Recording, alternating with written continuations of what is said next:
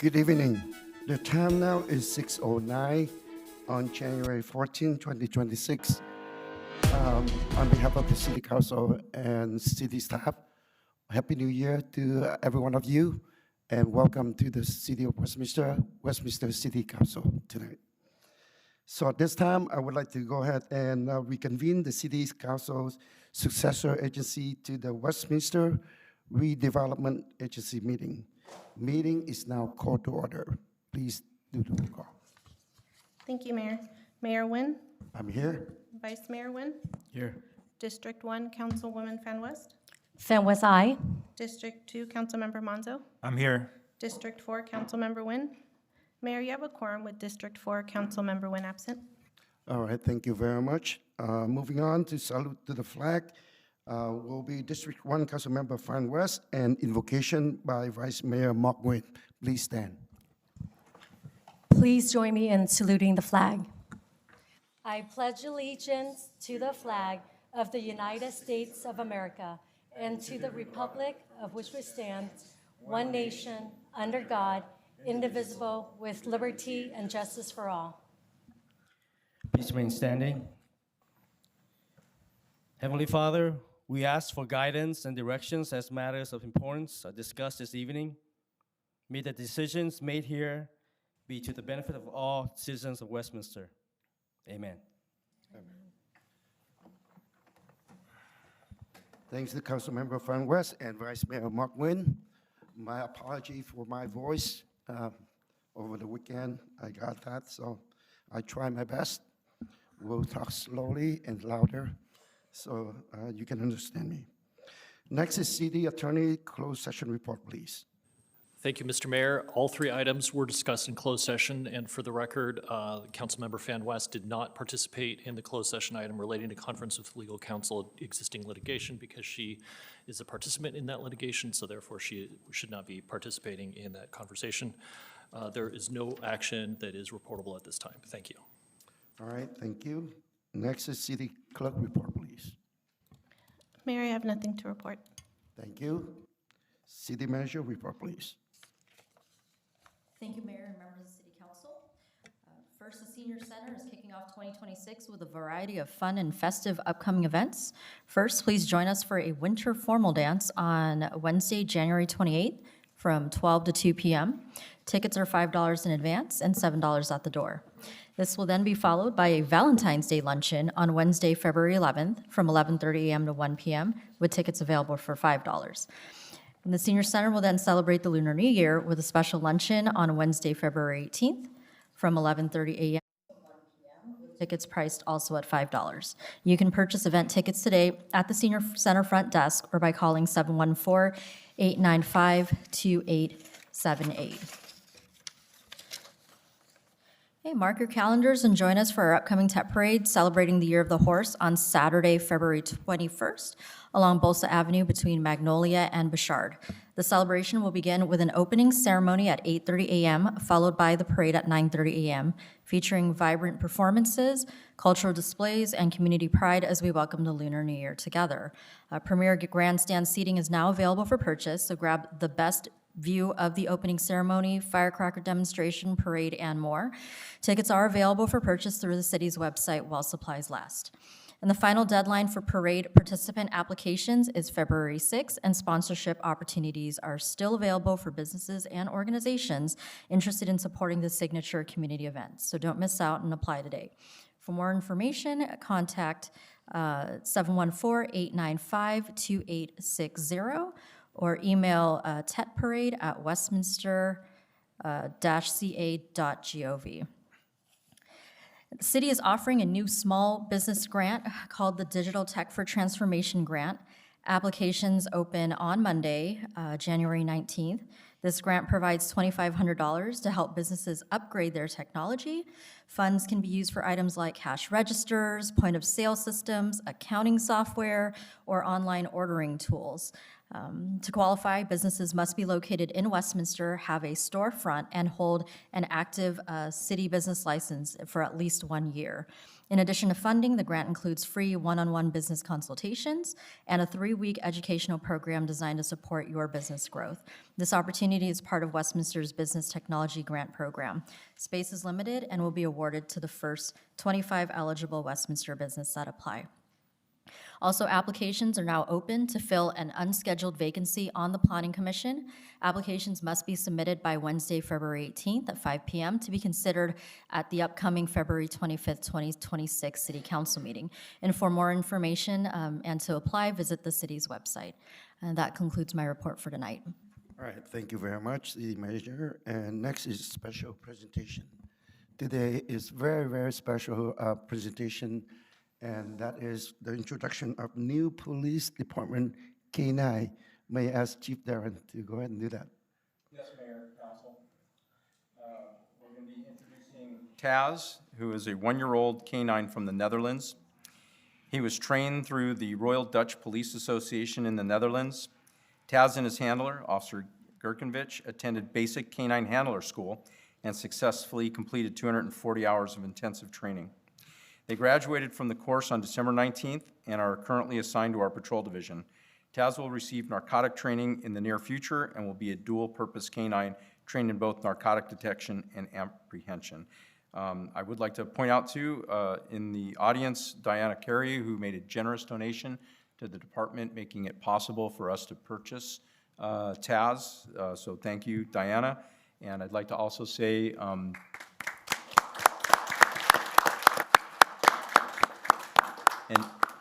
and Officer Taz is a puppy, so I would urge people not to try to pet him at this stage in his career.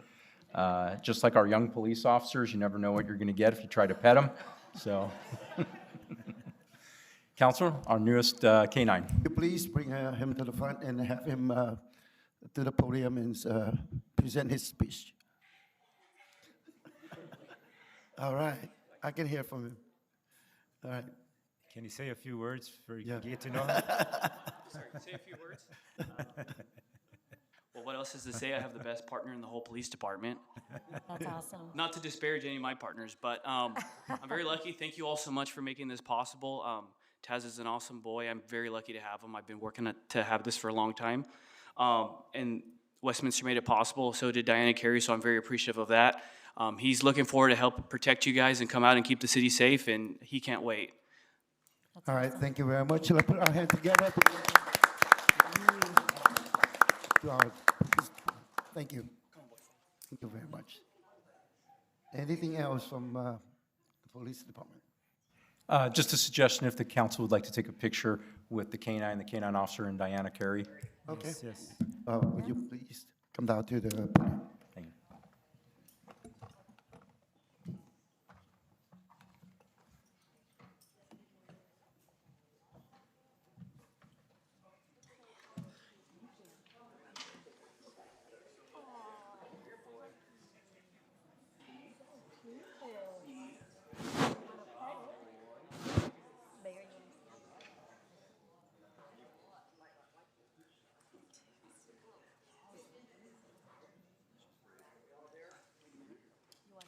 Mix. Here, let me mix.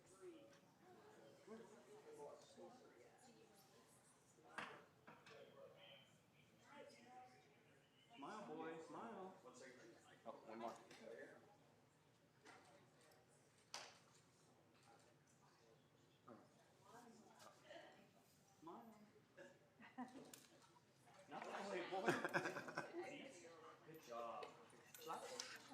Thank you much. Thank you. Thank you. Thank you. Oh, no problem, sir.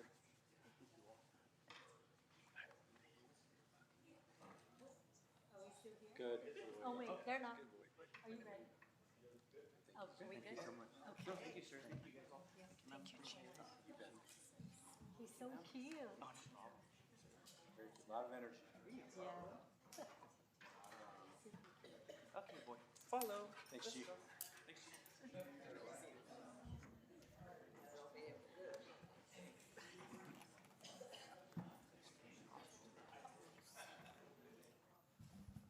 Thank you, Chief, and congratulations to you. All right, that's lead us into the next item, which is the oral communication. And I just want to remind you, this is oral communication concerning the agenda items only. If anything different than I think that you know that there are items under meeting agenda. If anything different than that, I would ask you to wait until the end. All right, so would you please go ahead and read the instruction into the record? This is the time of the meeting that members of the public may address the city council regarding any items on the agenda. Unless otherwise extended by a majority vote of the city council, comments shall be limited to 3 minutes per speaker. Any person wishing to address the city council in person should complete a green speaker slip, which are provided at the entrance to council chambers. Submit the card to city clerk staff. When your name is called, please step to the podium at that time. State your name and city of residence for the record. First speaker is Eric Coda, followed by Michael Varengia.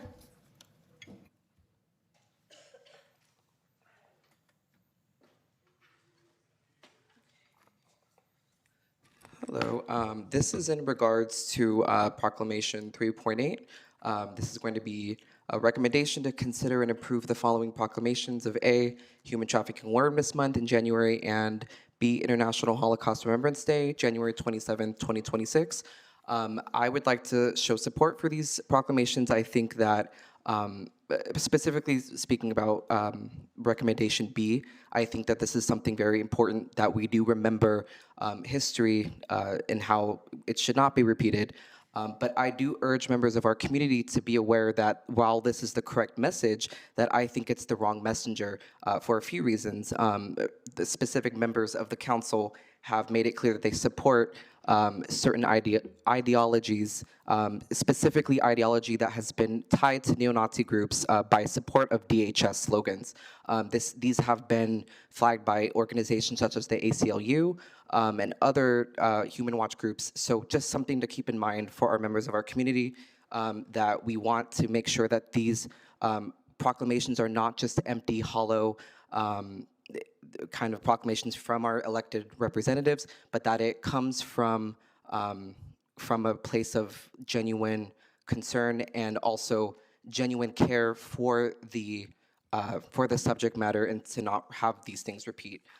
However, this has not been perpetuated again by certain members of City Council who can't even look up. So, thank you. Michael Varengia, followed by Sandy Solheim.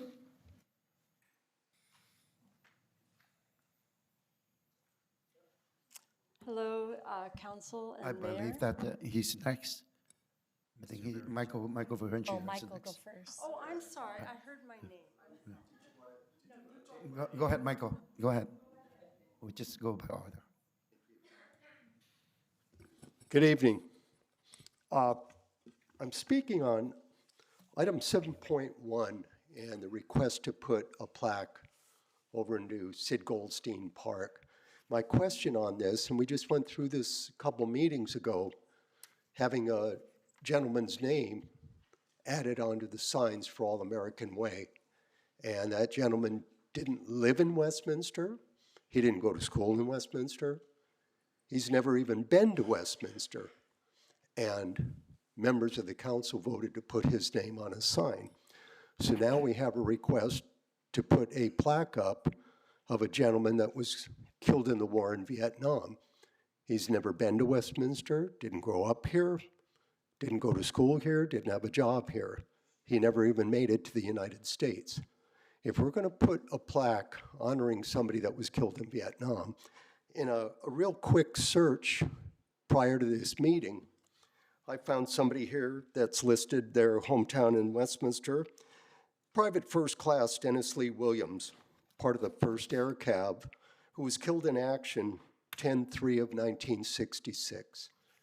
Well, if his hometown is Westminster, there's somebody, maybe we could find out about the family, put a plaque up for him, somebody that actually has a connection to Westminster.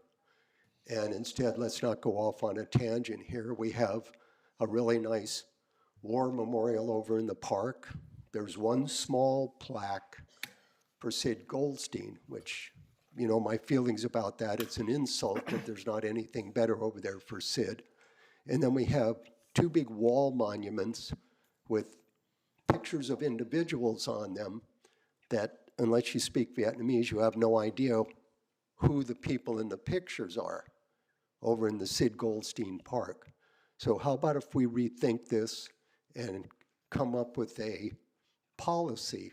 If you're going to put plaques up, if you're going to put honorariums up, let's do it for people that are actually from Westminster, or maybe they lived here, even if they moved away, at least they lived here, or maybe they went to school here. And it probably, we wouldn't go through what we went through with the Charlie Kirk issue. Thank you. Sandy Solheim, followed by Terry Raines. Thank you. My name is Sandy Solheim. I'm in support of Agenda 3.8, Proclamation for Human Trafficking Awareness Month. Tonight, under Agenda Item 3.8, we proudly recognize Human Trafficking Awareness Month and honor International Sanctuary, an exceptional local organization dedicated to combating one of the most horrific crimes against humanity and human trafficking. Human trafficking is not a distant or abstract issue. It is happening in our own communities, targeting the most vulnerable, the women and children, through coercion, violence, and deception. Shining a light on this crime leads to prevention, accountability, and ultimate freedom. International Sanctuary has been on the front lines of this fight. Their tireless work has helped rescue and restore the lives of countless women and children who have been trapped in trafficking. Through safe housing, trauma-informed care, job training, and long-term support, they don't just save lives, they help survivors reclaim their dignity, independence, and hope for a future.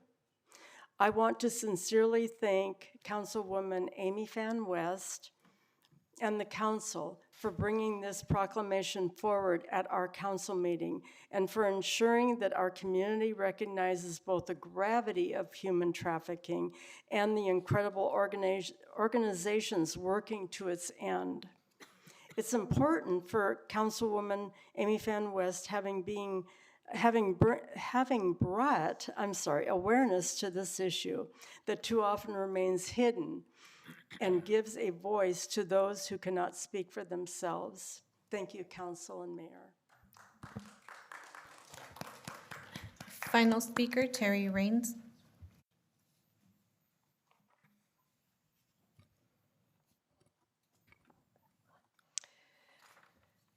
Hello, thank you for adding the presentation of WPD's newest K-9 to the agenda, and welcome aboard, Taz. Item 3.1, the inability to attract and retain qualified staff is negatively affecting the work product coming from the clerk's office, like these substantial delays in presenting the minutes. 3.2, why is the city paying for multiple appraisals of the Liberty Park parcel and the empty lot at Brookhurst and Bolsa? Is the city planning to purchase the latter?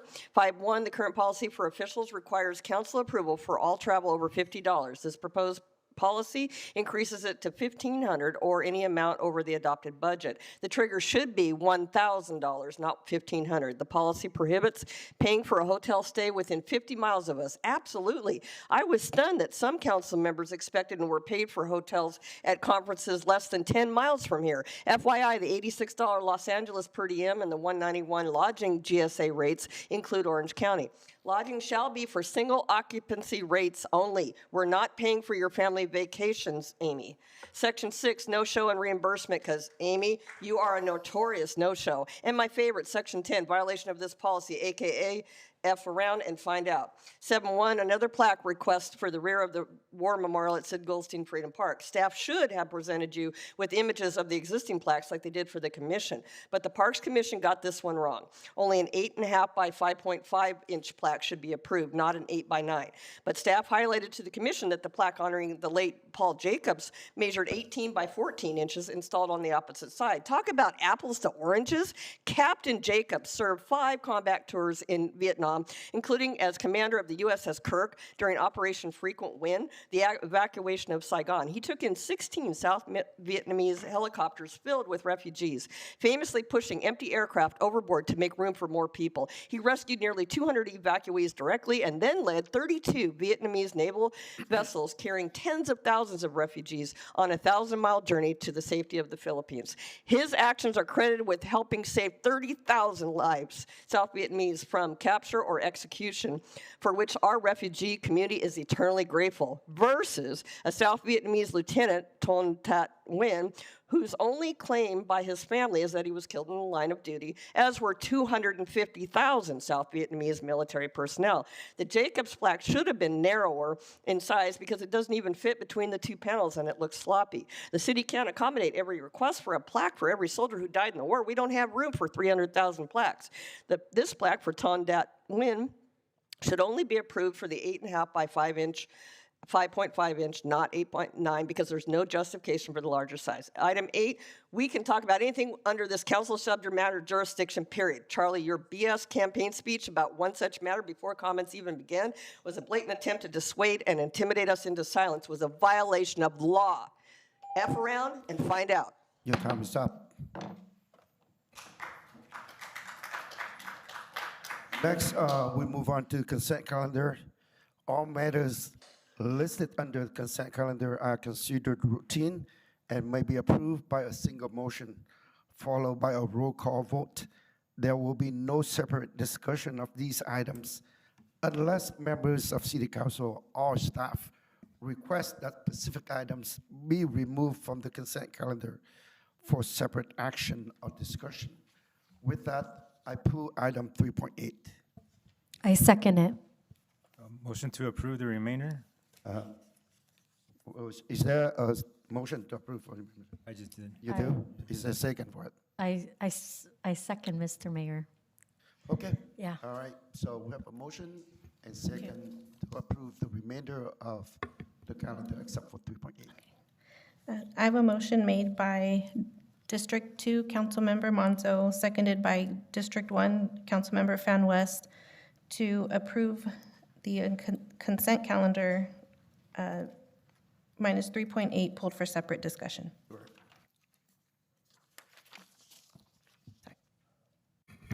Mayor Nguyen? I'm sorry, District 1, Councilwoman Fan West. Fan West, aye. District 2, Councilmember Monzo. Yes. District Vice Mayor Nguyen? Yes. Mayor Nguyen? Yes. Motion carried 4-0. All right, the reason for me to pull item 2.8 approval of proclamation is because we have 2 items that come in for January, and we do have the receiver here to receive the recommended proclamation. So that's why I pull for approval. So with that, I move to approve Second. the 2 proclamation. Second. I have a motion made by Mayor Nguyen, seconded by District 2 Councilmember Monzo to approve the following proclamations: Human Trafficking Awareness Month and International Holocaust Remembrance Day. I'll go ahead and call roll. District 1 Councilwoman Fan West. Fan West, aye. District 2 Councilmember Monzo. Yes. Vice Mayor Nguyen. Yes. Mayor Nguyen. Yes. Motion carried 4-0. Okay, I will go over briefly about the 2 proclamations, and then we'll invite the council to join me at the podium for the full. So first one is proclamation for Human Trafficking Awareness Month. Human trafficking is a grave violation of human rights that exploit vulnerable individuals, especially women and children.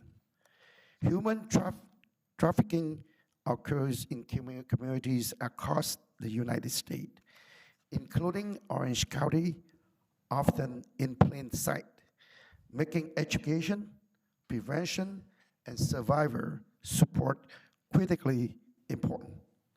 Human Trafficking Awareness Month is observed annually in January and serves to educate the public, honor survivors, and mobilize community to work together toward prevention. Tonight, representatives from International Sanctuary are present to receive this proclamation. We'll invite you to come up later on. B, International Holocaust Remembrance Day. In November 2025, the United Nations General Assembly passed a resolution to designate the 27th of January as the International Day of Commemoration in memory of the victims of the Holocaust. The purpose of International Holocaust Remembrance Day is to serve as a date of the official recommendation of the victim of the Nazi regime and to promote Holocaust education throughout the world. This year, on International Holocaust Remembrance Day, the city of Westminster commemorates the 81st anniversary of the liberation of Auschwitz-Birkenau. Tonight, Cantor, Jana Sagan, and congregation of Bernay, Sedek, and Robin Harrison of Temple Beth David are present to receive this proclamation. So at this time, I would like to invite council members to join me at the podium and then join with the organization to receive their proclamation.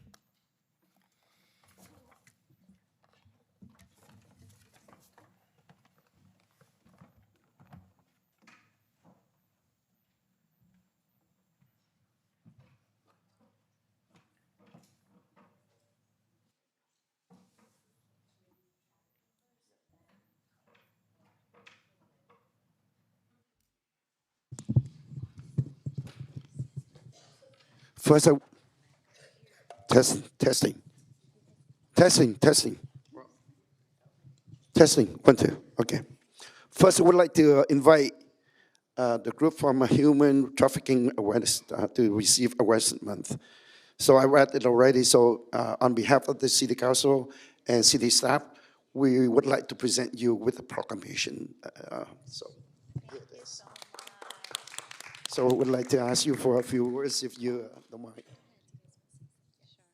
On behalf of International Sanctuary, our organization, supporters, community members, our generous, faithful donors, our girls and women that have been part of the organization, our faithful volunteers, and so many community citizens that are standing with us to say, we will not have human trafficking in our community. So thank you.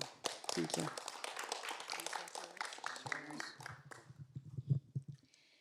Thank you so much for all your support and acknowledgement. This is an important topic, and we are fighting hard. It is in our own backyard, right here in Orange County. So we can't thank you enough for bringing awareness into your community. Thank you, Amy. Oh, thank you. Can I have something too, guys? So I am so happy that International Sanctuary is receiving this proclamation today for Human Trafficking Awareness Month. And you guys, I realize you are a local organization that's doing a phenomenal job that I research online, and what you guys are doing, you guys providing job for people as well as helping women and children, and then providing healing for them as well. And I'm like, that's phenomenal. You guys are doing that here in OC. So I'm very happy for you guys, and I just so proud, you know, the council is honoring you guys. and also bring awareness to everyone in our community. And I know that there's some media here as well that will cover it. Awesome. I just want to mention for the hotline, it is happening in all of our communities. And so the hotline number is 888-3737-888. So if you see something and suspect, please report immediately. Thank you. Anything else from the council? All right, thank you very much. Congratulations. Thank you. Thank you.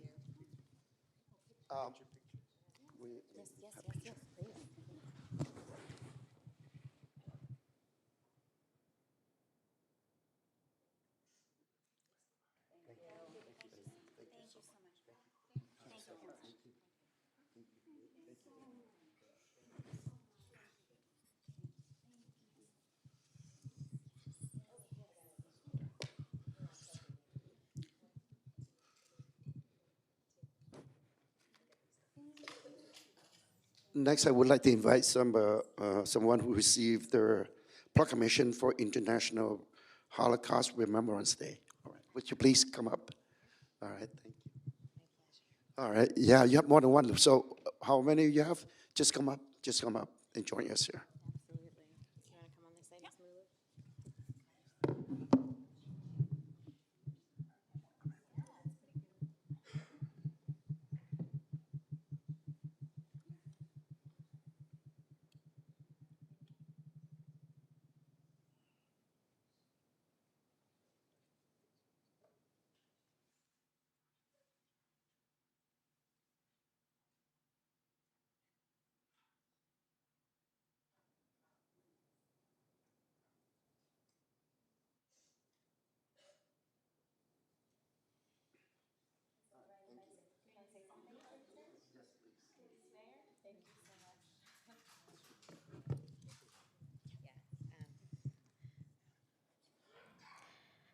Thank you so much, Mayor and City of Westminster, for this beautiful honor. My name is Cantor Jenna Sagan, and I represent Congregation B'nai Tzedek in Fountain Valley.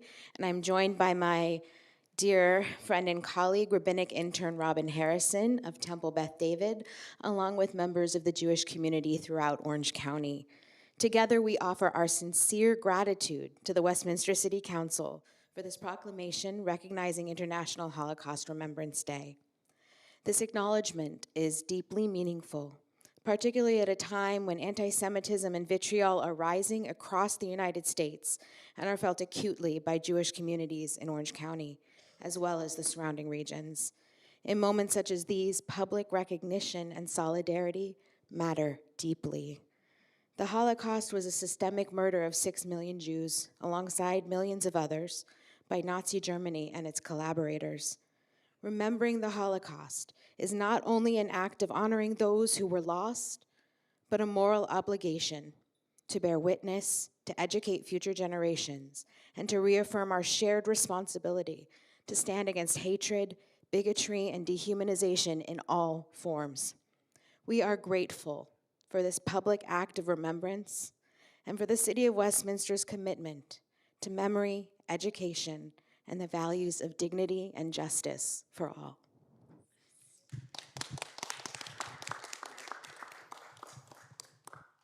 I couldn't say any more than that. That was wonderful. I am Robin Harrison, rabbinic intern at Temple Beth David here in Westminster, and I'm here to speak on behalf of not only Rabbi Nancy Myers, Cantor Nancy Linder, our colleague Cantor Jenna Sagan, but to represent not only Temple Beth David of Orange County, but all of Orange County in general. And I'll just wrap this up by saying that not only is the slogan of all of this, never forget, but it's always important to never, ever, ever shortchange our history in any way, shape, or form. Always keep the history in the spotlight. Don't sugarcoat it. Don't hack it down. Keep it exactly as truthful and as meaningful as it has always been.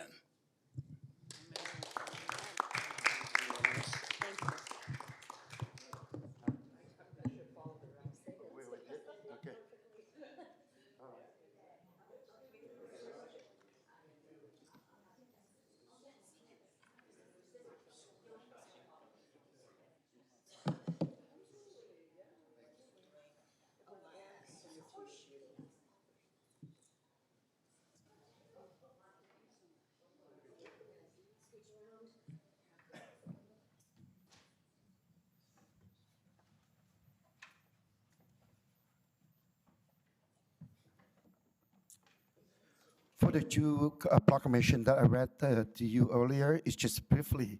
In the actual proclamation, there are more reasons why we stated there. So since we don't have that much time, we can't read everything. All right, thank you so much. Thank you for being here with us. At this time, I would like to move on to regular business, and that is 5.1, update the travel expense policy for elected officials and appointed officials and city employees. May I staff report, please? Good evening, Mayor, Vice Mayor, City Council. This item is to update the travel and expense policy for elected officials, appointed officials, and there's a separate policy for city employees. Before you start, I just want to mention, if you are welcome to stay for the meeting. If you don't have time, you may leave if you so desire. Thank you. All right. A little background. The current policy for elected and appointed officials was last updated on July 26th of 2006 per resolution 4005. And the current policy for employees was last updated on October 25th of 2006, resolution number 4045, so about 20 years. The proposed policies both align with the U.S. General Services Administration, GSA, per diem rates and guidelines for travel-related expenses. The GSA establishes standard per diem rates for lodging, meals, and incidental expenses for federal employees. These rates are widely considered a fair and consistent benchmark for travel expenses for local jurisdictions, and many public agencies and organizations have adopted these rates.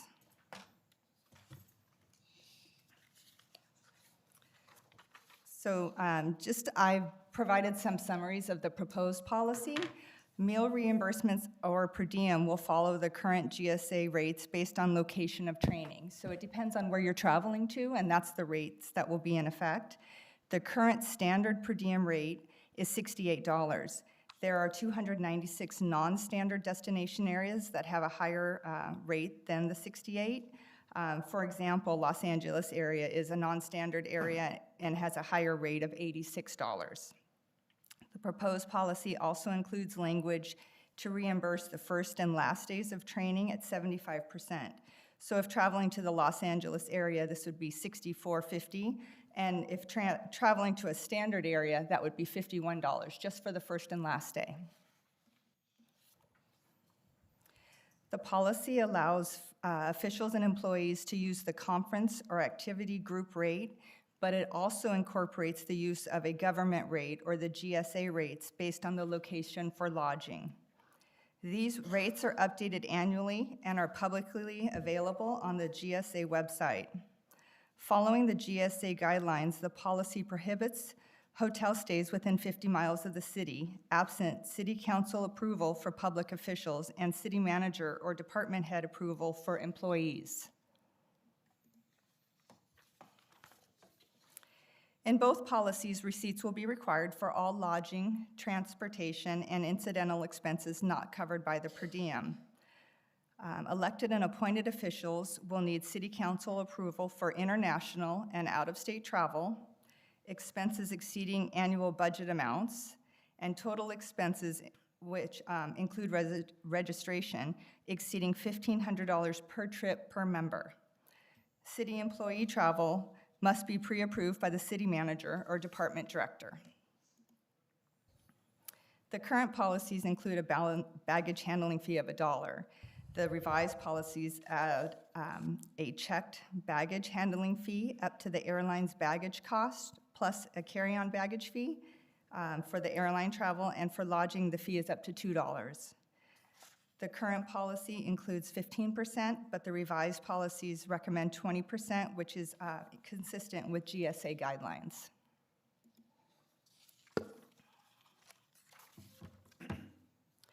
So there are two resolutions required to approve these policies. The first would be a resolution of the mayor and city council of the city of Westminster, California, adopting the travel and expense policy for city officials. And the second resolution is the same, adopting the travel and expense policy for city employees. They're slightly different, and the differences I mentioned in previous slides. Also, based on questions received after this item was posted, I would like to propose clarifying the language in Section 3, the authorized expenses section in the policy for elected and appointed officials. Currently, the policy says expenses exceeding $1,500 per trip per member.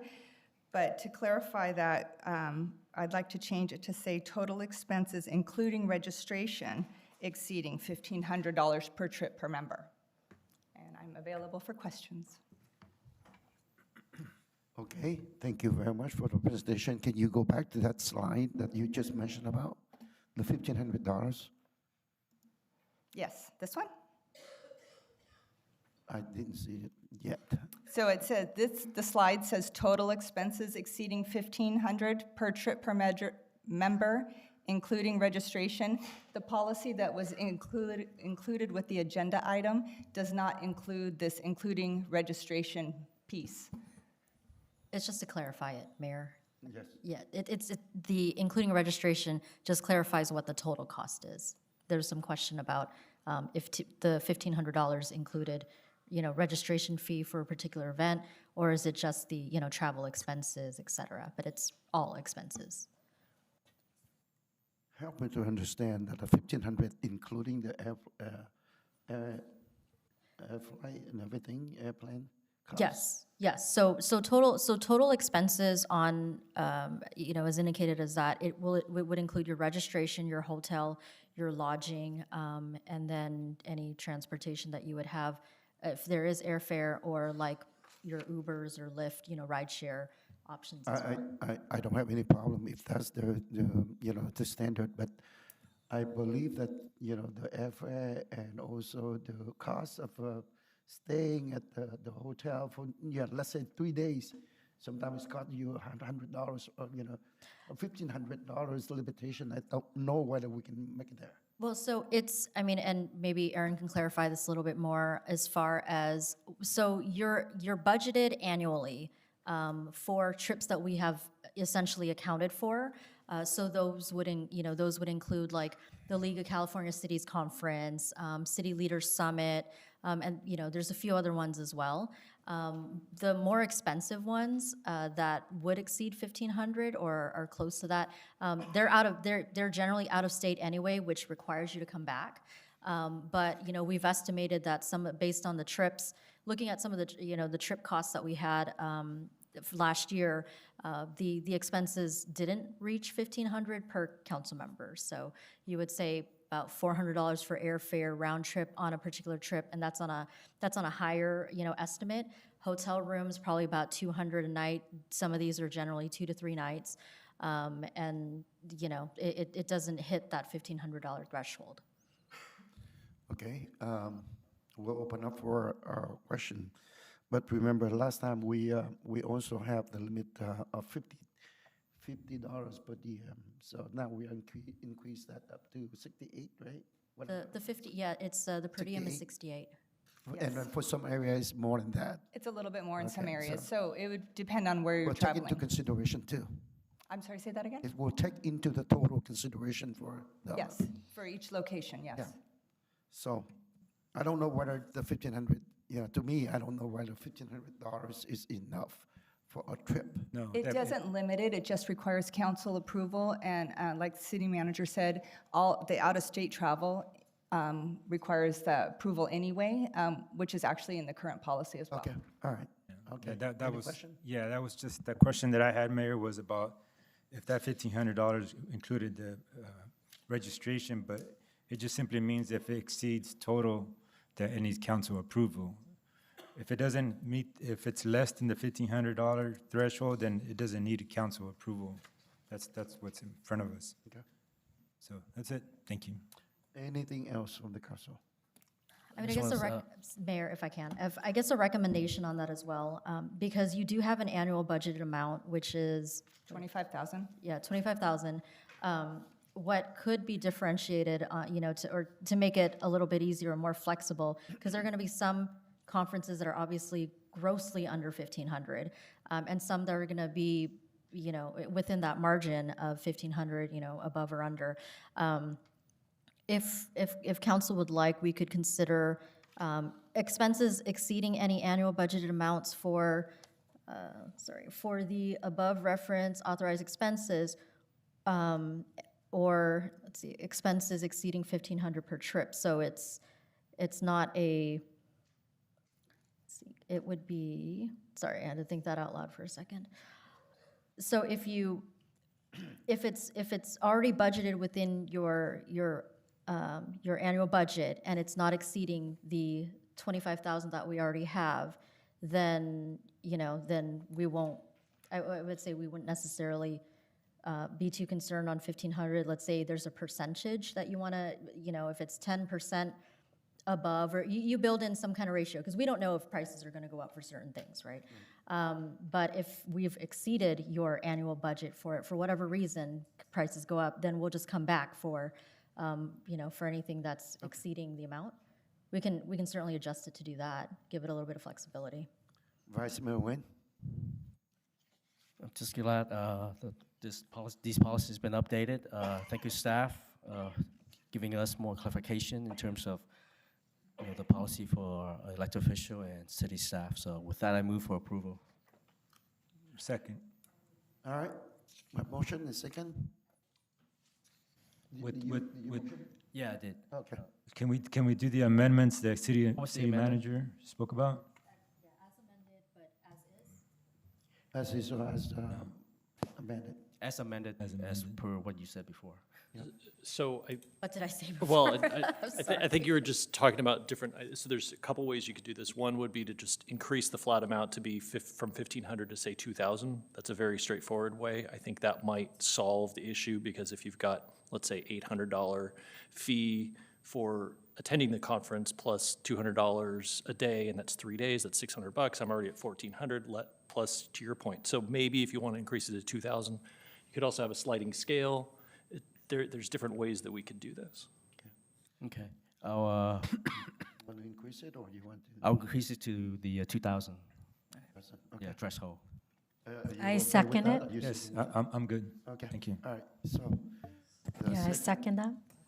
I also agree with the motion maker. Okay. I have a motion made by Vice Mayor Nguyen, seconded by, Oh, okay, that's right. Sorry. seconded by District 2 Councilmember Monzo, to adopt a resolution entitled, "A Resolution of the Mayor and City Council of the City of Westminster, California, adopting the travel and expense policy for city officials as amended," and adopt a resolution entitled, "A Resolution of the Mayor and City Council of the City of Westminster, California, adopting the travel and expense policy for employees." District 1, Councilwoman Fan West. Fan West, aye. District 2, Councilmember Monzo. Yes. Vice Mayor Nguyen. Yes. Mayor Nguyen. Yes. Motion carried 4-0. Okay, next item is commission and committee item 7.1, consideration of a request to install a plaque at Sid Goldstein Freedom Park. For this one, I believe is recommended by, a request by the commissioner, a Park and Recreation Commissioner. So, yeah, all right, thank you. Thank you, Mayor. Yes, this is through the Parks and Rec Commission, and it is consideration of a request to install a plaque at Sid Goldstein Freedom Park.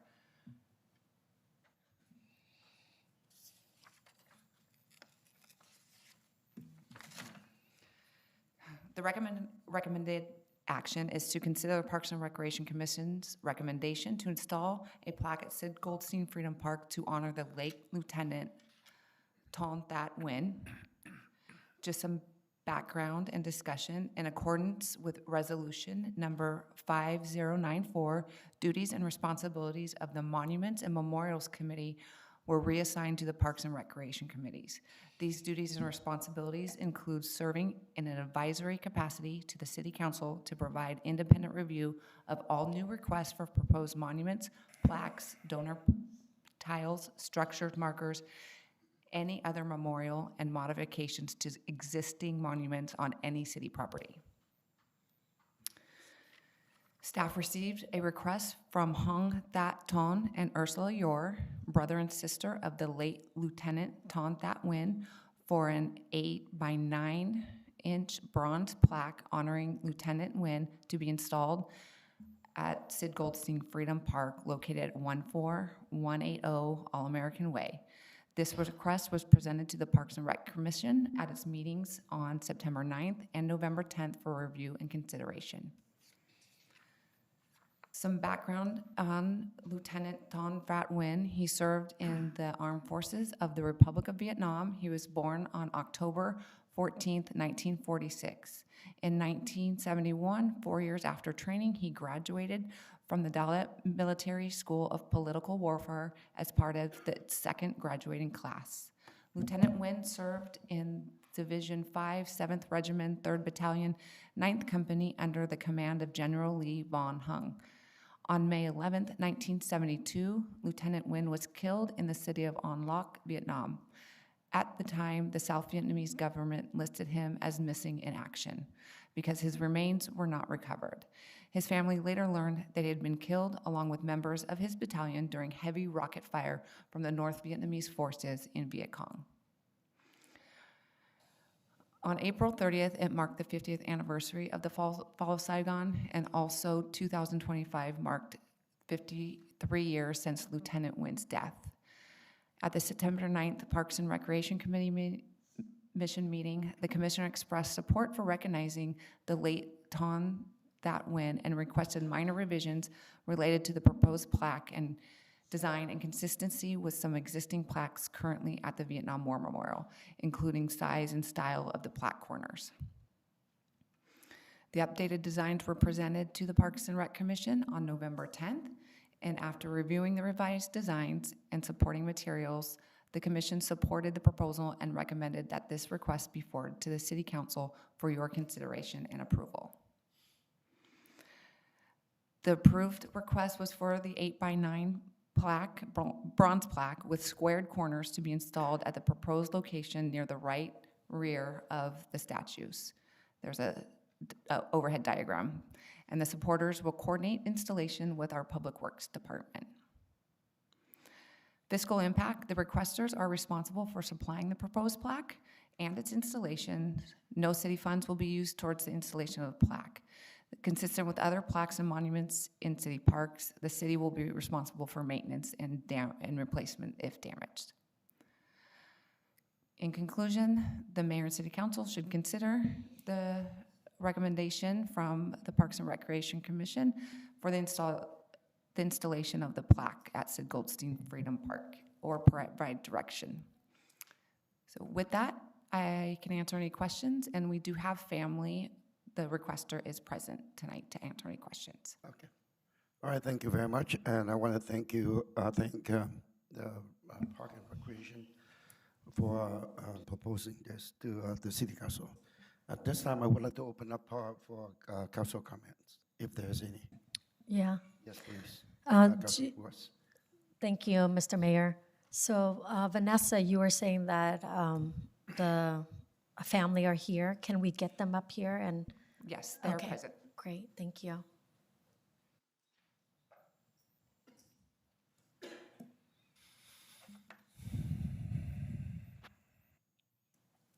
This is Ursula Yor and her husband. She is Lieutenant's brother.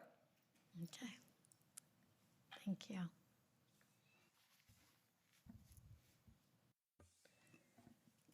Thank you for being here, and thank you for your service to this great nation. This is a plaque to the Freedom Park. It is an honor.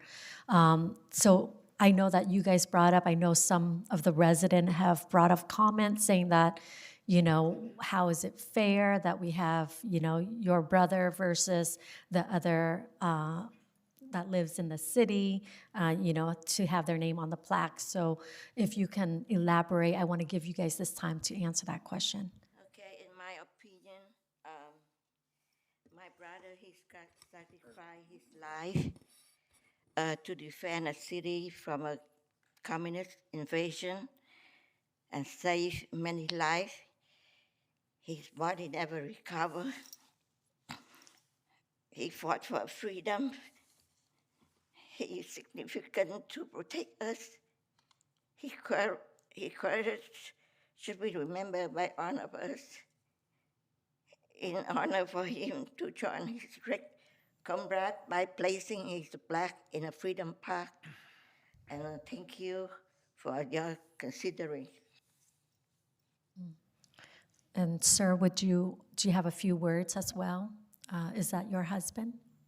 Does he have a few words? I want to thank you all. I'm a Marine, 89 Vietnam vet, and I want to thank you all for letting this plaque go through.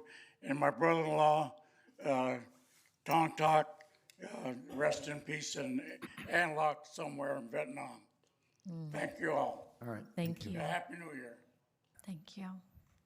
And that's all I have from this. I do. I have a question. Thank you, Mayor. I just have a question for staff. Do we have other plaques on there that are the same size as 8 by 9? No, it is slightly different than some of the other plaques at the on the back of the memorial. Larger than some, smaller than the Captain Jacobs plaque. Okay, so there's no uniformity going on as far as rhyme or reason of sizes. They're just kind of. Yes.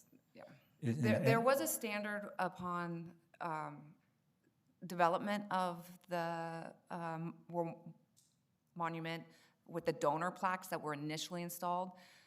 The only other plaque that's gone through this process is the Captain Jake's plaque, which is significantly larger than the one being proposed. Okay.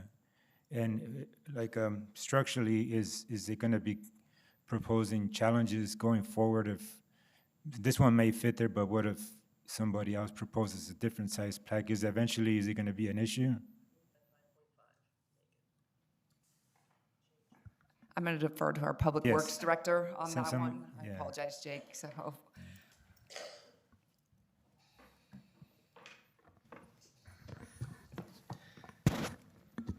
Good evening, Mayor, Vice Mayor, and council members. So to answer your questions, right now, behind the memorial, there's like an empty spot that perfectly fit this plaque. And after that one, I think we're right now in a room that we can add any more plaque. Regarding the structural support, yes, it can be supported for another small plaque like this. How many more plaques after this? If you look at the layout, this will take the last spot, behind of that memorial. Okay, this will be the last one that would fit? Yes. Okay. All right, thank you. All right, Vice Mayor, do you have anything? I have a quick question for you. I feel for you. I feel for you. I feel for your family. But at the same time, I have a hard time to differentiate between your family member here with thousands of people who also gone through the same thing. And if we grant you with this, and tomorrow we have 100 people request for this, the same thing, I think that some of them have even more oral story than yours. How can we do this? I just don't know how we can do that. So, at this point here, I am very confused. This is totally different with Captain Paul Jacob, because Captain Paul Jacobs considered, participated into the rescues of thousands of Vietnamese during the war, and then his heart, by doing that, his heart, he dedicated to rescues the people. I know that, did you say your brother? Your brother gone through, for the country. But, same thing for many, many, many people who've gone through that too. So I know there's requests for that, but, we have to justify the right reason for why we are doing this. So that's all I have for you right now. So is there any motion, or is there anything that you want to? Mayor, may I suggest, or maybe another question? Mayor? Okay. Do we have, I noticed, we have the bricks that are laid on the ground, but what is the policy? What are those? I mean, what is it? Right. Like is there a policy as far as who gets a brick and the name and all that? So there is no formal policy. I would imagine it would follow this same as a memorial brick. Those were not they were not installed by the city and were not approved at the time by the city council when the Vietnam War Memorial Committee was overseeing the monument, if I recall correctly. So the Vietnam Memorial Committee is the one who installed those? Okay. Yes. Jake may have more info. If I remember correctly, that was installed by the committee at that time. So since then, we haven't had any installations for the brick memorial bricks. Okay. I have the same concern that the mayor has as far as, we also, and also Mr. Varengia mentioned that, and I personally, the many times that I visited Sid Goldston Freedom Park and the War Memorial, is that we lack the representation of veterans who fought in the war who were Westminster residents. We don't have anything like that. And to me, that's kind of a travesty there in itself, that we're not recognizing the veterans who came from our city, lived in our city. And actually, you can find them at the Memorial Park. We do it every year. We place the Girl Scouts, Boy Scouts place the flags on the graves, and folks who were from Westminster. So one of the things that I think we need to do going forward is this council needs to create a policy because it's getting out of control. No rhyme or reason of what gets placed out there, who gets approved. The Captain, he was obviously a great war hero. He saved thousands of lives, and pushing helicopters over the side to save lives, you see it in every single video when you watch the history of the Vietnam War. He did that. Obviously, he's somebody that should be recognized, but yes, 200 and some odd thousand Vietnamese soldiers gave their life. We can't fit them all, and the 58,000 American soldiers who gave their life as well. At what point, where are we going to cut it off? I suggest that we create a policy. And that's something that, Mayor, that we can agendize. About, yes. Creating a policy. But later right on, now, but is there a motion to move forward, or whichever way that I will entertain if there's any motion? If not, I will make the motion.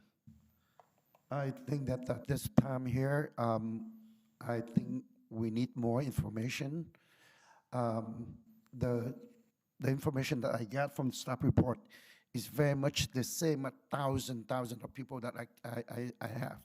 So I have hard time of differentiate between those people and your brother. I know each one of you dedicated. They lost their life because of defending the country, defending for the people. But at the same time, whatever we do is right. We do it for the people. We have to treat people fairly. So at this time here, I would say that my motion is not to take any action on this. A second. Okay, there's motion and action on I have a motion made by Mayor Nguyen, seconded by District 2 Councilmember Monzo to take no action. District 1 Councilwoman Fan West. Abstain. District 2 Councilmember Monzo. Yes. Vice Mayor Nguyen. Yes. Mayor Nguyen. Yes. Motion carried 3-0-1 with Councilmember Fan West abstaining. I apologize, but thank Apologies. you for, and I share the sentiment with you. Thank you so much. I'm sorry. Thank you. All right, now moving on to, the next one is oral communication concerning the, thank you. You can go back to your seat now. Thank you. All right. So next is oral communication concerning non-agenda items. And would you please, Madam Clerk, would you go ahead and read the instruction into the record? Thank you, Mayor. This is the time of the meeting that members of the public may address the City Council regarding any non-agenda items that are within the subject matter jurisdiction. Unless otherwise extended by a majority vote of the City Council, comments shall be limited to 3 minutes per speaker. Any person wishing to address the City Council in person should complete a yellow speaker slip, which are provided at the entrance to the council chambers. Submit the card to City Clerk staff. When your name is called, please step to the podium at that time, state your name and city of residence for the record. First speaker is Ellen Hua, followed by Eric Koda.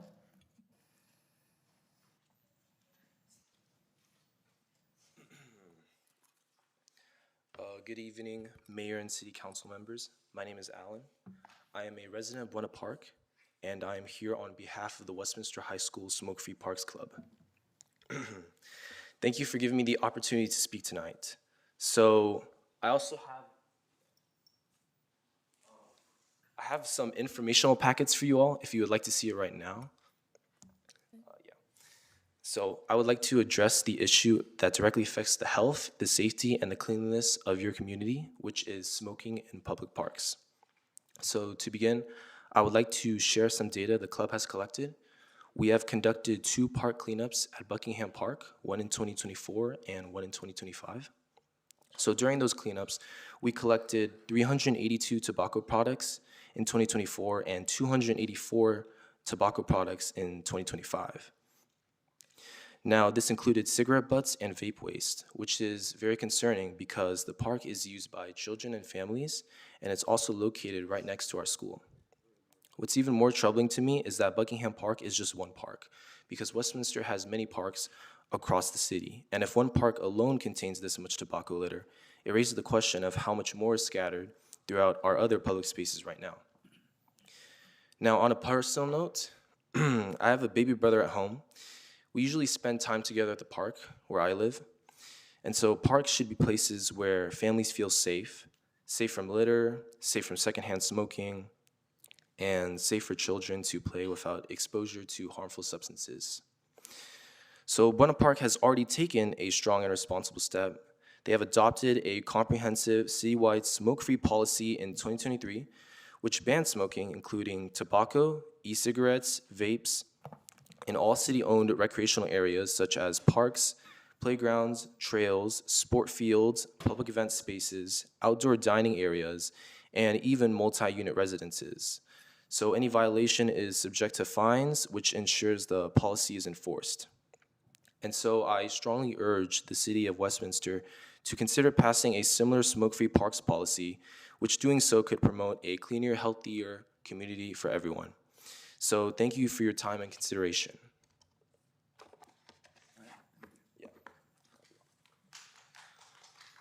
Next speaker, Eric Koda, followed by Tina Cormany.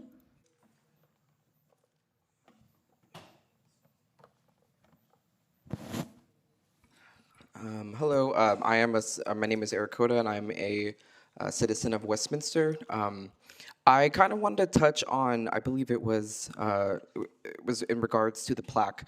I do want to commend you. I think that was a pretty bipartisan thing to do, where I think it opens a pretty good dialogue of what the process is. Just some background on me. My grandfather has lived in, well, he passed away. He lived in his whole adult life in Westminster.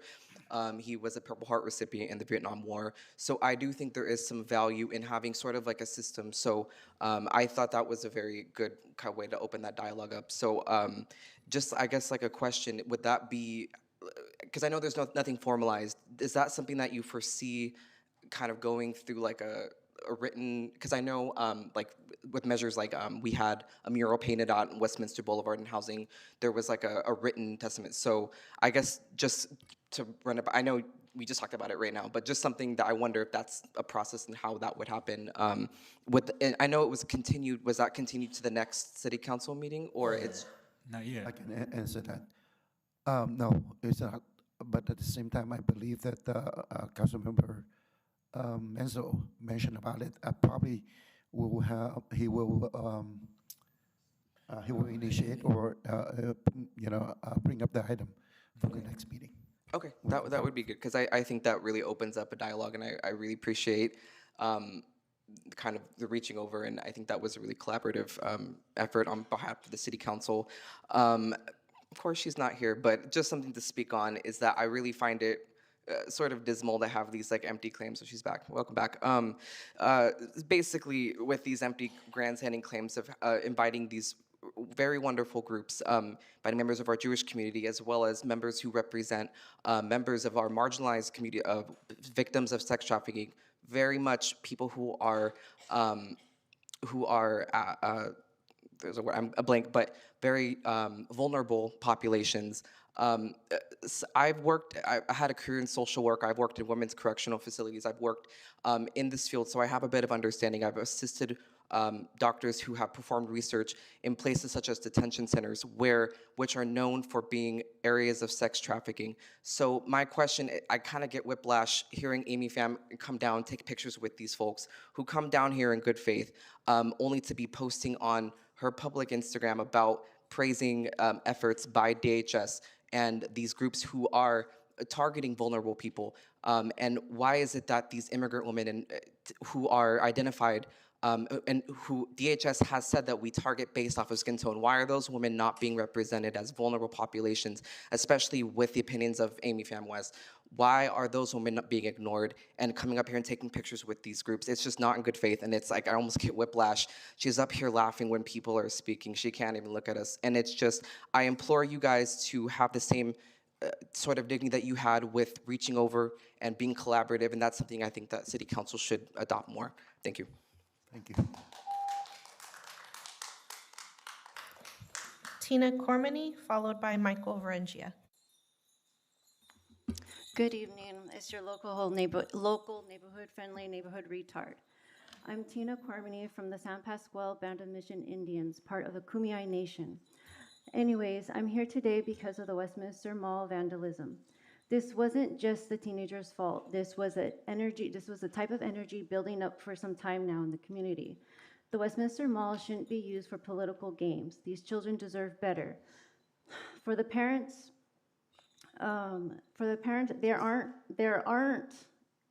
instead they're not at home, they're at school most of the time. I remember when I was in school, I saw my teachers more than did my parents. My teachers were in fact racist, and some were grooming children. Now that I'm an adult now and a mother, this was wrong. Not only I'm here today for the children, but I urge these young adults please do not copy these social media influences. Money can't buy time nor memories. Parents, the school system failed these children. Kids, as an indigenous women, AKA a Native American woman and mother, I know very well how racist the Westminster School District is. Hence, Mendez versus Westminster. This event in history was never taught in school, or any of my classes or any of my children's classes. Teachers are grooming children, and what is happening today, in the Westminster Mall, that is the outcome of the school district corruption, of hiding abuse and not doing anything for these children, or proper care for the PTSD. Now what? Money can't be thrown at something that can be done for free. To my boys, please remember me. Come and see me. Don't bring me flowers. Read me books, tell me stories. I miss you so much, boys. Until we meet again, I will be waiting for you. There's so much corruption for me to stay. Be you, be yourself, shine. Mommy misses you, boys. Thank you for your time. Michael Varengia, followed by Lone Nguyen.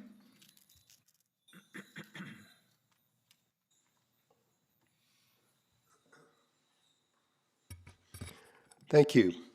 I'd like you to all think back to the last meeting and your big discussion about the Rose Center. Well, there was a couple of people sitting out here in the audience, along with what appeared to be their attorney or an attorney, that took a notice of how the council discussed this. And it went back and forth about no extension for the Rose Center, 3 months for the Rose Center, 6 months for the Rose Center. And as we sat in the audience and watched all this, we kept looking back to these two people. And at the end of the meeting, they were not really happy with the council. And because I don't believe in coincidences, I kind of looked at them and thought, you know what? I bet those people back there have something to do with wanting to take over management of the Rose Center. And the more I thought about it after that meeting and their interaction after the meeting with council members and just watching their body language and the facial expressions they were making during the discussion up here, I kind of thought, yeah, either they're representing somebody that wants to take over management of that, or they're going to be directly involved with the management of that. And if that's the case, why are we trying to get rid of the management of the Rose Center that's had it for 20 years? There have never been complaints about their dealings, about running the Rose Center. For all intents and purposes, I've only gone to one function over there, and it was a sold-out function, and it was really nice. The seats were great, the stage was right there, everybody had a good time. So I'm really concerned about this. Is there something else going on behind the scenes that residents don't know about, or do the other council members know about this? But I don't want to see us shut that down, even if it's for a short time, just to change the management of the Rose Center.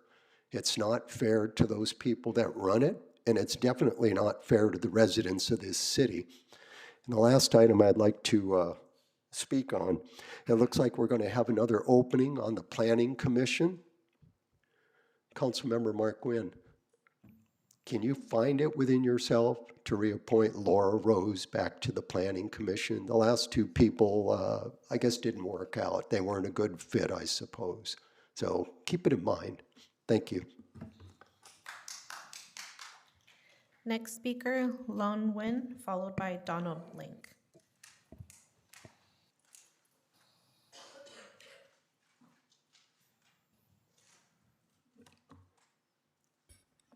Good evening. My name is Loan Nguyen, and I've been in Westminster City for over 3 decades. I am speaking on regarding the Rose Center Theater. I wasn't here the last meeting to support the group, but I watched the meeting online, and I agree with you. The $2,000 offer per month was low because I'm a number person. But based on that, you can't just go and single-handedly make a change that affect the city, the resident of the city, and the livelihood of the people that ran the theater for over 20 years. You just can't do that. You, as a city leader, you have to sit down and negotiate with the other side, the producer. You can't just single-handedly change what affect the residents of the city. Okay, and another thing that you said, you mentioned that you want to change it to a multicultural center. What the heck does that mean? You have to explain it to the people. Otherwise, the rumor is that you're making it into a Vietnamese culture center, which I am Vietnamese, and I don't want that. I want it to the theater to benefit the whole community, not just the Vietnamese. So I am suggesting that you have like a town hall meeting, that you explain to the people exactly what's going on in your mind. You can't just say, I decide this, because that's not how a representative of a city work. Well, thank you for your time, and I hope you reconsider, and for the benefits of the residents of the city. Thank you. Donald Blank, followed by Roger Mindrum.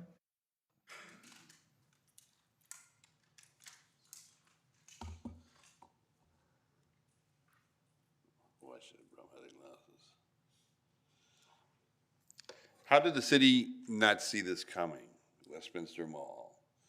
Was there no risk assessment, no proactive coordination among departments, no plan for dealing with this kind of provocation before it spiraled out of control?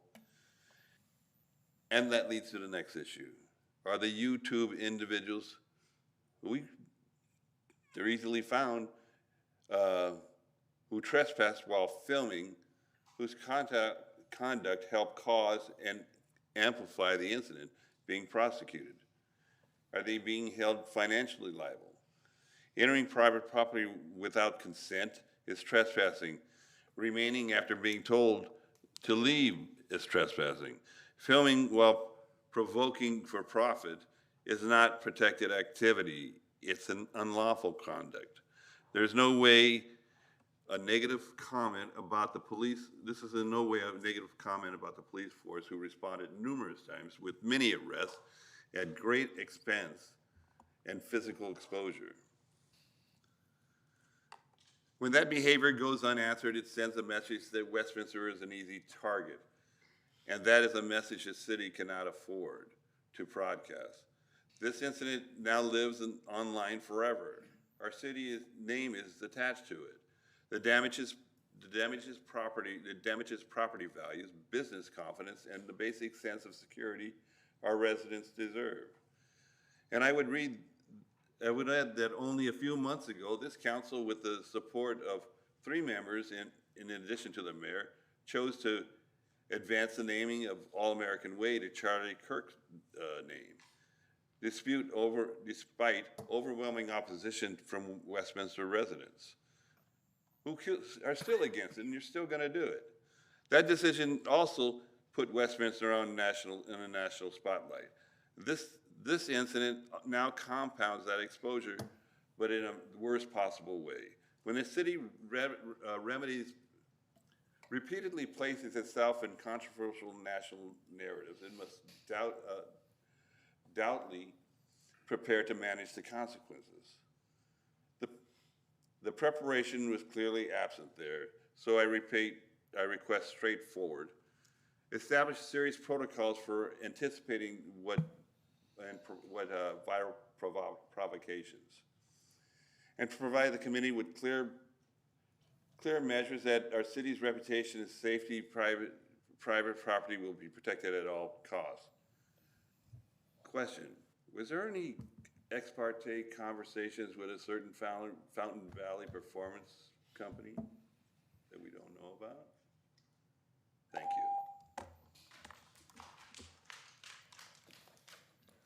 you. Roger Mindrum, followed by last speaker, Terry Raines. Good evening, Roger Mindrum, resident of Westminster. First of all, I'd like to thank you for taking the stance that you did on the plaque at Sid Goldstein Memorial Park. That park is already too cluttered with add-on things like that. The suggestion that I would make, if you're going to add an agenda item on a later meeting like Mr. Monzo spoke about, would be to have commemorative bricks, or take the wall or one of the walls on the east side or the north side, and I wouldn't say just putting plaques on the wall, but you could make vertical metal, like wrought iron, and then put some decorative plaques on that wall, so it's a wall and not here and there cluttered the way it is now with the added monuments structures that are there. Because it really does not look good right now. Those added monument blocks, it doesn't look good. The other thing I'd like to speak about is you all had the opportunity to go to the tribute concert at the Rose Center, and it's really sad that only one of you made it there.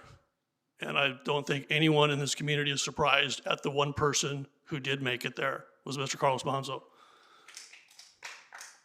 You all had an opportunity to understand something that you clearly do not understand, and this the treasure that is the community that makes up the Rose Center. So I'd like to say a big thank you to the Friends of the Rose Center board, and especially to Mr. Tim Nelson, and the crew, and the cast, and you missed a fabulous show. A one of a kind, one night only, pieces of their performances from all the way back to 2006. You'll never see that again. It's brilliant. And even Tim Nelson was on stage singing and acting, and his wife did a beautiful performance also. You missed a really good show, and I just want to have a big thank you to everyone that puts that on.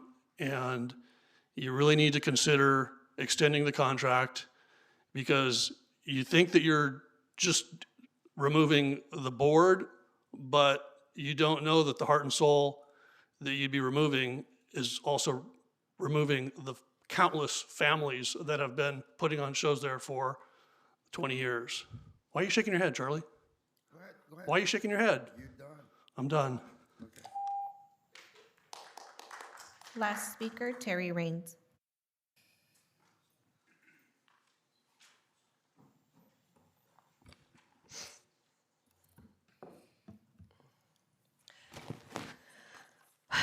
Let's address the elephant in the room. Westminster's in the news again for something bad. The total destruction of and extremely dangerous conditions at the Westminster Mall site that exploded this past weekend. WPD stated they've responded to over 400 calls for service there, with 56 arrests, having to fully surround the site and chase the hoodlums around inside. This was a preventable tragedy, one that could get much worse before it gets better. If just one person gets seriously hurt on site and sues the mall owners and probably the city and the PD as well, it could put the site redevelopment on hold indefinitely. There is a standard protocol and timeline for securing and closing a 100-acre site with a dying mall in preparation for demolition and redevelopment. The owners didn't do jack shit until just recently when forced to. Within the first 7 days of the October-November closure, they failed to lock, hard secure, and harden all interior access points, failed to hire 24/7 vehicle, foot, and electronic security, failed to install temporary lighting, failed to post no trespassing signs, and failed to coordinate an immediate closure security plan with WPD. They failed to fully enforce and effectively fence or block all access points, exterior and interior. The fencing going up now is not adequate. It's not tall enough. It's too easy to climb over or cut. They failed to remove interior attractive nuisance conditions, failed to establish an incident response and breach repair protocol, and failed to implement and enforce a zero-tolerance trespass policy. They failed to monitor and repair repeated breaches. They failed to escalate security despite ongoing incidents, and failed to prevent the site from becoming a public safety hazard and attractive nuisance. What's the status of the demolition permit? Are things like asbestos, water tables, utility infrastructure, or the mall CNRs holding it up? All of this should have been discussed, planned, and executed months ago. The city should have directed the applicants to fully secure the site upon closure with a punch list of what should be done, private property or not. And under your watch, City Council, our beloved mall was allowed to die a long, slow, painful death and then reduced to ruins. The city should charge the owners for the excess PD and code enforcement resources they've sucked dry due to their failures. Lack of planning on their part constituted a costly emergency on our part, unacceptable. Only soon to be Mayor, Carlos Manzo attended the Rose Center's 20th anniversary spectacular. Amy said she was, but as usual was a no-show. We won't back down on the issue, and F you, Charlie, for saying you wouldn't spend 1 penny on the arts of this community. At the last meeting, Charlie, you claimed a lot of people supported the Charlie Kirk signs, but they just didn't come out to speak. You implied you received many emails, calls, and texts in support. Bullshit. I'm too cheap to make comments for all of you, but I provided Charlie tonight with a 100-page book of 84 emails of CK regarding the CK signs from public records request responses that I've received thus far. More to come. Newsflash, Charlie, only 3 people, 3% were in support. 77, a whopping 92% were vehemently opposed, 4 were neutral. Stop lying, Charlie. Your time is up. Rescind the vote. All right. Mayor, I have no further speakers. All right, thank you very much. I'm going to make a brief comment. Mr. Mayor? Oh, may I ask, may I I am respond? going Oh, to I'm make a so brief sorry. comment. Did I say that? I didn't hear you. Go ahead, Mr. Mayor. First of all, I want to thank you for you to come out and speak your mind up. Every one of us have the right to speak what we think it is. But I'm not going over again. I just want you to know what I already said in the last meeting already. If you don't, please go back to that meeting and see what I read to you. I think that we are going over and over again the same thing, which is not healthy, and it's not, useful for us. So let's leave it at that. The second one, the reason I said, I understand there are many, for us here, we have to attend a lot of events. And then doesn't mean that one event that we can't attend, that means we are being criticized, and that's fine. We are going to take it.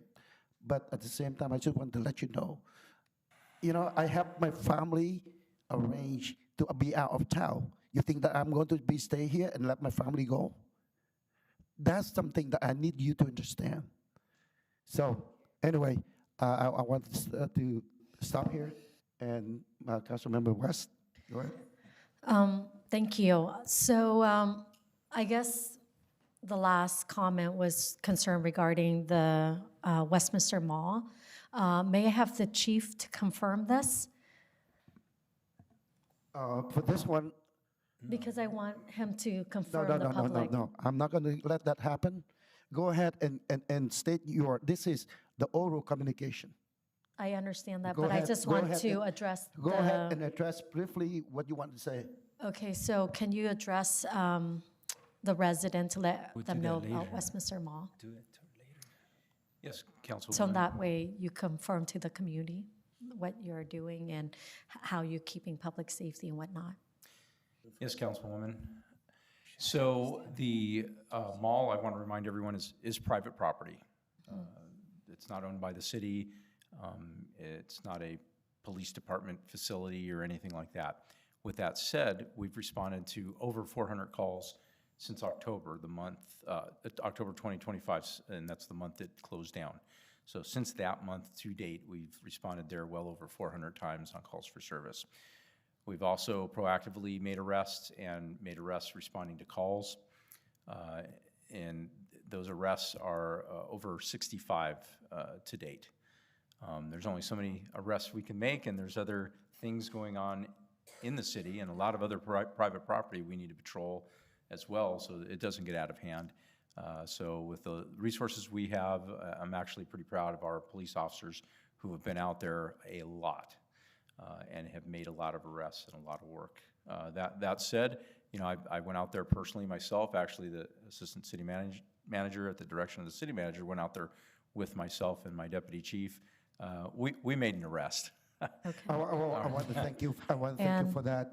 And But are at this there time here, I have kids? to stop you. I have Sure. to stop you, Councilmember West. We are not urgendize this item on this. We can talk about it later. And if you want to, you can We are urgendize just it. answering So the public, brief so that comment way is the good enough. public trusts our city governance, local city I governance, understand, and our but law we enforcement. have to obey the law that we set out to do. We are. And we have the agenda, what we have to follow. We are, and this is something that I'm brings sorry. stress to the community. You are over. So I Done. appreciate that, Mr. Anything Mayor. else from the council here? No, I did want to hear from the chief, because I think we need to address that, but I think at this particular time, it was not the time. Once we close the oral communication, and then we can get to that later on in the agenda. That's what the mayor is trying to say, and I agree. Let's close the oral communication, and then we can ask the chief to address that. Anything else from the dais? All right. At this time, I will close up the oral communication, and we can move on to the next item. And the next item is, what do I have here?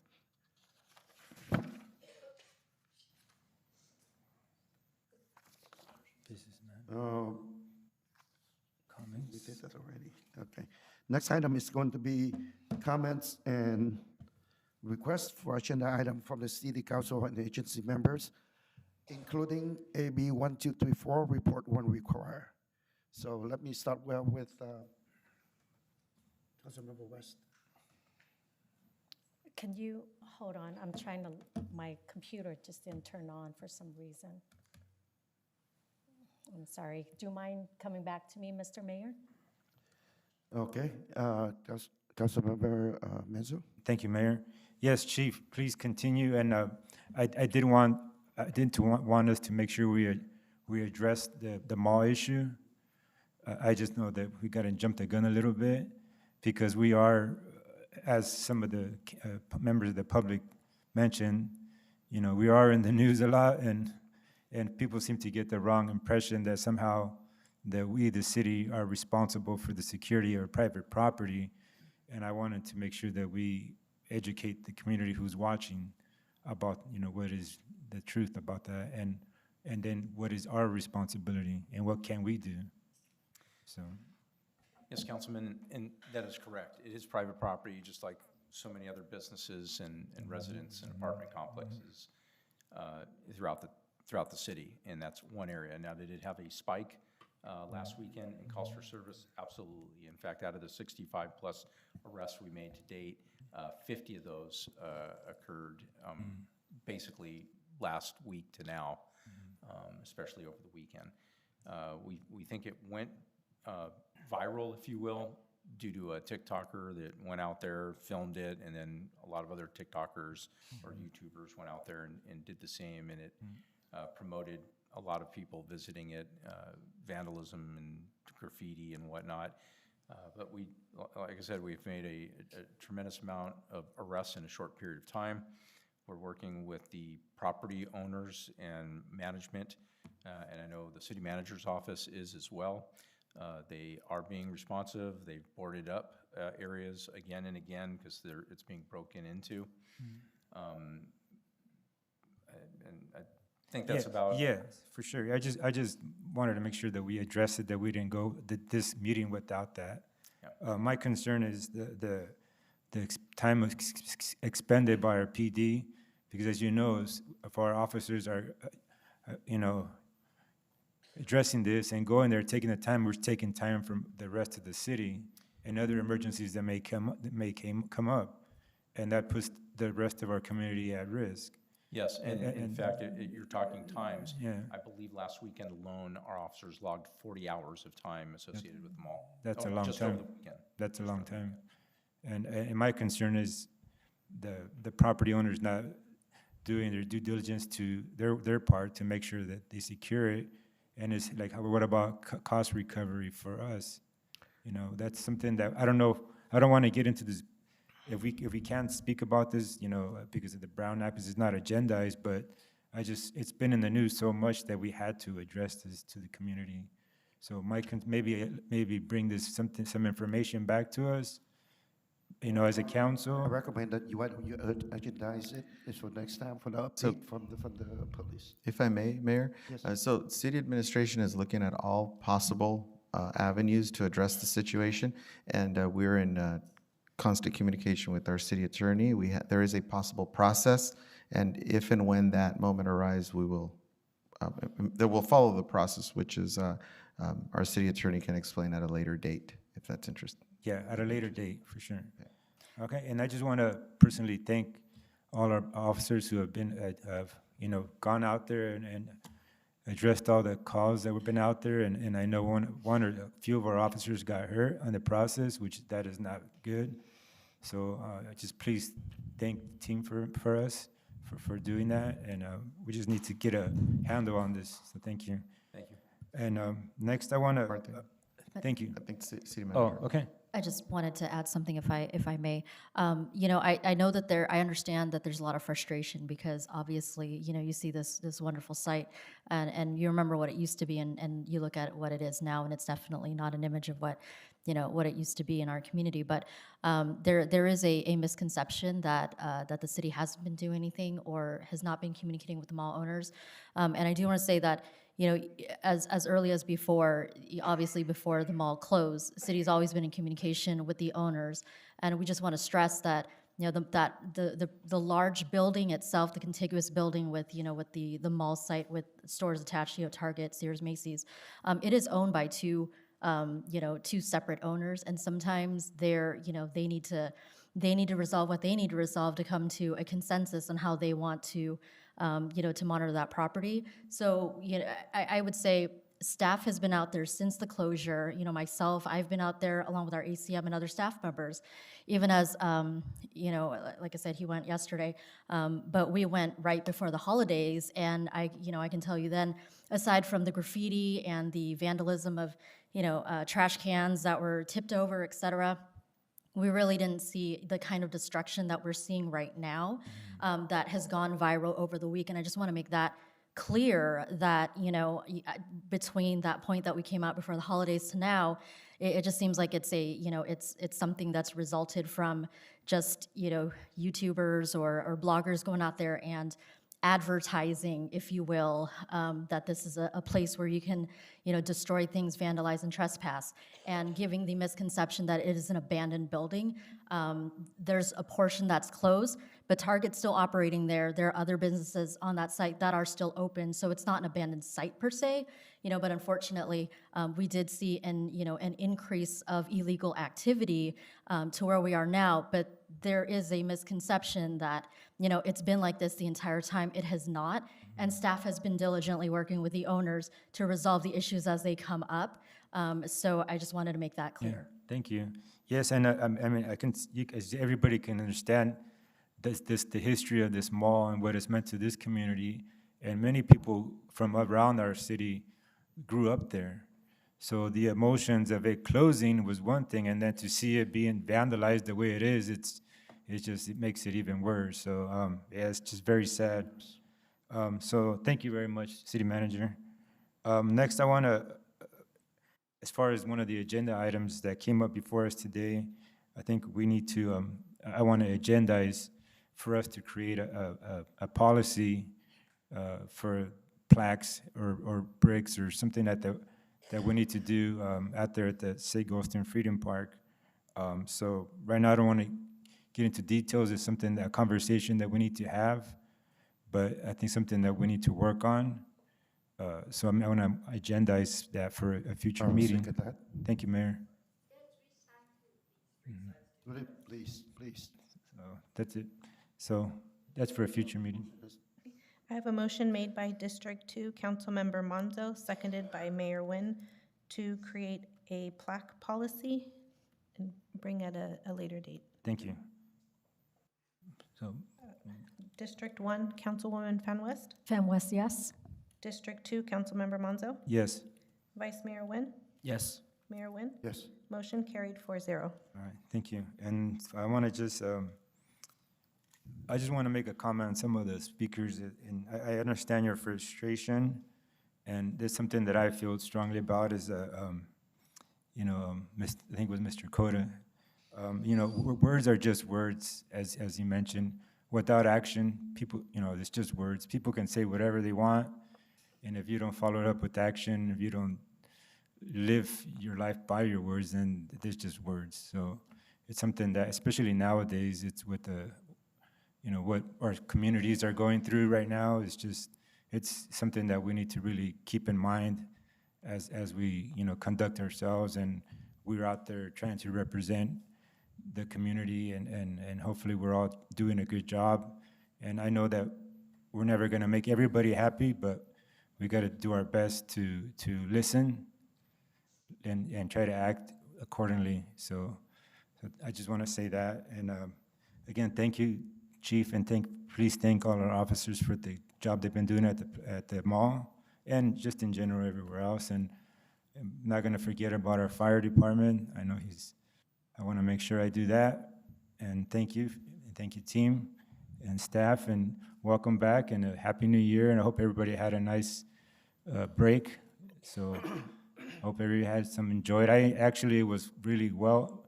I liked that it rained because it forced everybody to stay home and just be lazy. And I didn't get out of my pajamas for a couple days, so it was nice. Just caught up on all our shows, and it was really nice. So thank you, and welcome back. All right, thank you, Councilmember Mezzo. Next is Councilmember West. I want to go back to you. Thank you, Mr. Mayor. I appreciate that. Chief, thank you so much for addressing the Westminster vandalism. It is a concern to the community here, and I'm happy that you addressed that. I wish we had more time for you to address, who was involved, and did you get any homelessness camping in the Westminster Mall, or is it the kids who are vandalizing, or adult, but you know what I mean? But anyways, thanks for addressing the main reason. Now, thank you, staff. Thank you, Westminster PD. Thank you, Orange County Fire Authority and Public Work, for your dedication and hard work to keeping our city safe and running. So we really appreciate that. And Mr. Mayor and member of the council, as we gather here on our first council meeting in the month of January, I want to bring to your guys' attention, I bet you guys already know this, but the important observance that recently we observe National Law Enforcement Appreciation Day on the 9th. It's recognized every year in this month on the 9th, and this month provides a meaningful opportunity for us to honor the brave men and women of law enforcement who serve and protect our community every single day. Their dedication, their courage, and their sacrifice often go unnoticed in the face of challenging circumstances. They put themselves in harm's way so that we can live in safety and peace. Therefore, I respectfully ask the mayor and the council tonight to allow me to agendize this in the next council meeting, a resolution to honor our local law enforcement. And just showing gratitude to them. So I ask if we can agendize a resolution to honor our local law enforcement. I don't understand from the, Just a resolution honoring, because this month is national. you're talking a proclamation, or you're talking about? A resolution, just to honor them. The resolution put forth, that means it's going to be, Well, I think we can do a resolution in honoring them by the city, but if you guys want to have a proclamation with that to present on this month of National Law Enforcement Day, we can do that too, but I'm just asking for a resolution to just honor local law enforcement. so, city attorney, question for you. If we put those resolution together, what does it mean for the city? And how are we going to recognize that as a beneficial for us to do that instead of the proclamation that we are going to put to present to them? So what I'm hearing is you have three options. You could not do it. You could pass a resolution, or I should say agendize a resolution. And, obviously there would be a cost of preparing that resolution. I think it would be less than $1,000, I would expect. How much that is, it'd be pretty nominal, but there is a cost. Alternatively, you could do a proclamation. I don't know how much staff time that takes. It's about the same, but we do have a policy as far as proclamations, and we would have to put that on the agenda, but yes. Yes. So if and- that's okay with the mayor? No, not yet, not yet. We hear you. I'm trying to get the input from the council here. For me, I think that, you know, we values. They are our city staff, and they're working for the city, and we know what they do for the city. Every day they are there doing for the resident of the city of Westminster. We appreciate them every day, not only that day, but, you know, having a proclamation to present it to them on that day, I can understand. We appreciate them. But going for a resolution, I don't know what does it serve? What does it serve? At the same time, it costs us money for doing that. So, you know, I don't know even them, I'm not going to ask you, but I don't even know that they even appreciate for a resolution. They rather have, you know, receive the proclamation they recognize by the city council on the day on the day off, so that, you know, they know that we appreciate them. I think that's probably better than, you know, having a resolution. So with that, I don't know Mr. if you have Mayor, anything I else, address- but yeah, that's my. Absolutely. I want to address your statement, Mr. Mayor. I understand that our law enforcement does do amazing job of protecting our local law enforcement here. And I have many local law enforcement have contacted me, especially on this National Law Enforcement Appreciation Day, to just have a proclamation declaring from the city of Westminster that we honor them. And this month is rightly so, is appropriate time to honor our local I think law we enforcement. heard you So already. what I'm So saying, Mr. why don't Mayor- we heard what you said? Yes. Are you making a motion on that? I'm making a motion to have a resolution, but the. Okay, go ahead, finish your motion. Up to the agenda of this, I mean, the body here is up to you guys if you are okay with me doing a resolution. Go ahead and make your motion. Go ahead and make your motion. What's your motion? Basically, I hear what you say, Mr. Mayor. A date to honor them, which is January 9th. That's a date of National Enforcement Appreciation Day. That's the nation, right? But then this month is a whole month that we celebrate them. So since that date passed, we can, like you said, continue maybe next year to have that date to celebrate our local law enforcement. But what I'm saying right now is do a resolution since this month, the 9th has passed. We're just doing this month, still the next council meeting in January, to honor our local law enforcement, just showing appreciation. Because a lot of them said, we really appreciate that you understand and appreciate us. Okay, right. And So that's what's a your way of showing motion? appreciation. So Your my motion motion, is to- Mr. Mayor, is that we will do a resolution to honor our local law enforcement, but also to create every year on January 9th that we will honor our law enforcement. So what is? Appreciation. Is there a second to that motion?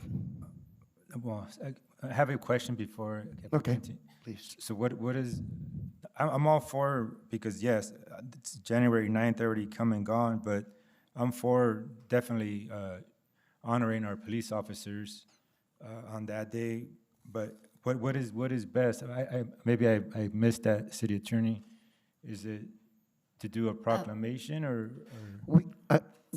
If you don't mind, I think we do the same thing as we did for a lot of things, that we designate that date and have staff to put it on the agenda for the proclamation to be approved and to be present on the 9th of January of each year. Is that correct? So I can, yeah, so let me provide a little bit of context on these proclamations and certificates and whatnot, right? So first of all, there are a lot of national days, if you will, and it just depends on what national calendar website you're looking at, right? And which organization is doing it. So, for example, in 2024, we provided a proclamation for National Police Week, right?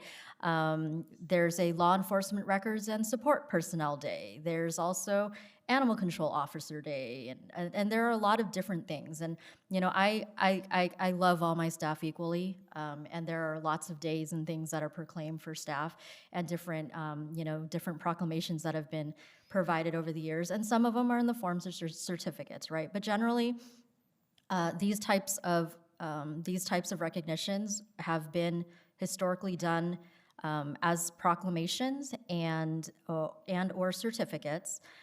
They've, you know, I would say that we're not generally consistent on you know, annually proclaiming something, if you will, and a lot of the times we proclaim based on getting a request for it. And sometimes it's an internal request, and sometimes it's, you know, council that requests it or an outside group.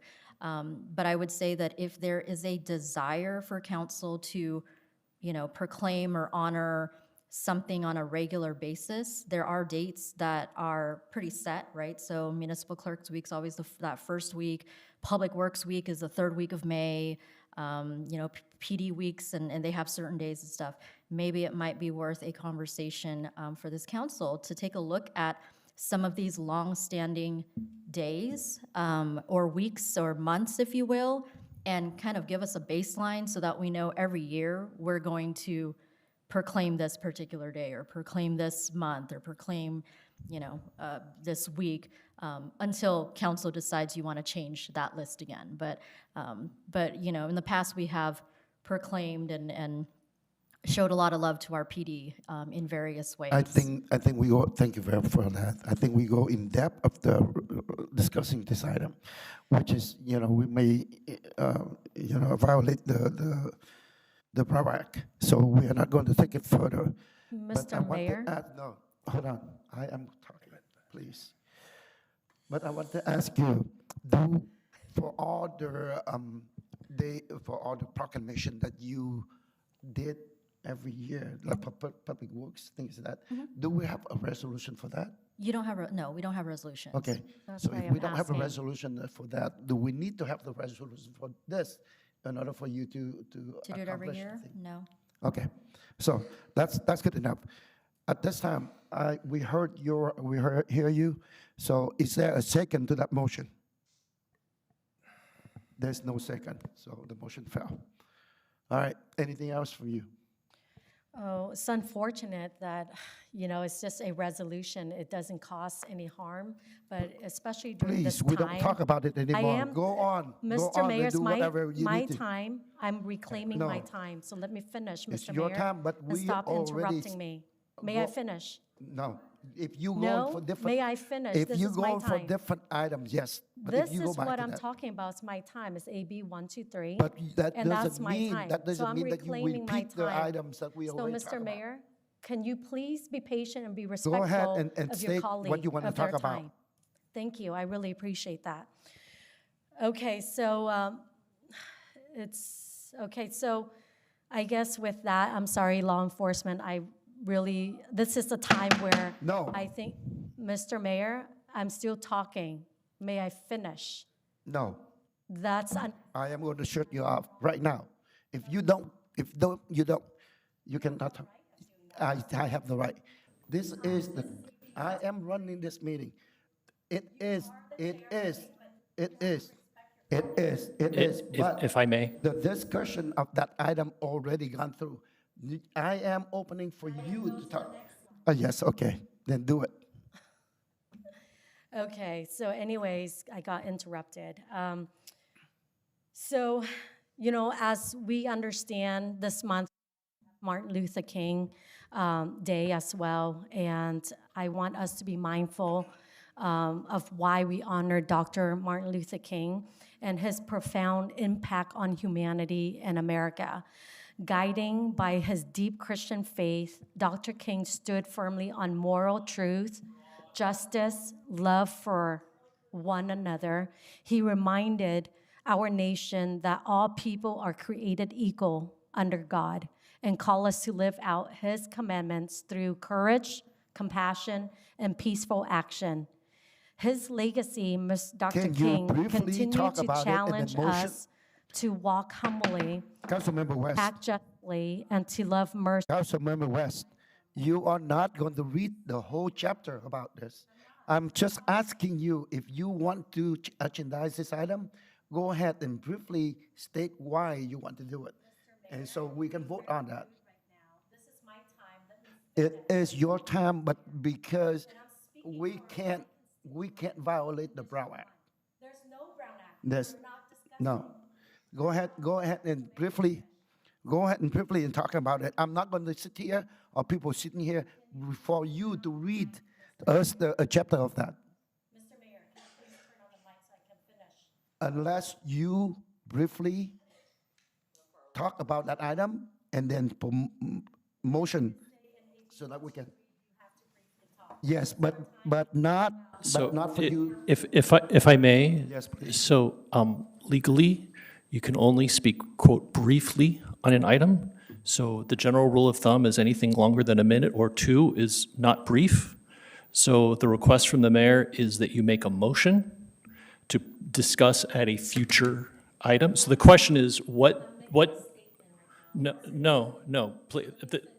please. What I'm trying to explain is, we've already heard a fair amount of discussion.